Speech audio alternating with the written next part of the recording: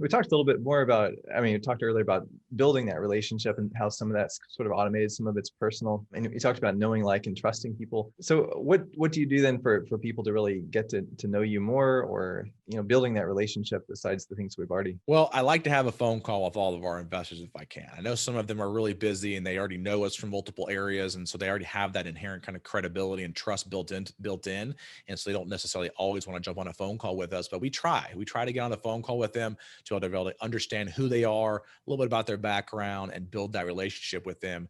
And even with a 506c, we like to do that. Even though we don't have to, we like to be able to do that because it can deepen and build that relationship further. And if they're not filling out their documents fast enough or sitting in their funds fast enough, I have their cell phone number and I can just text them on my cell phone and say, hey, do you have any questions? You need any help? Whatever, try to speed that process along. And it definitely goes a long way.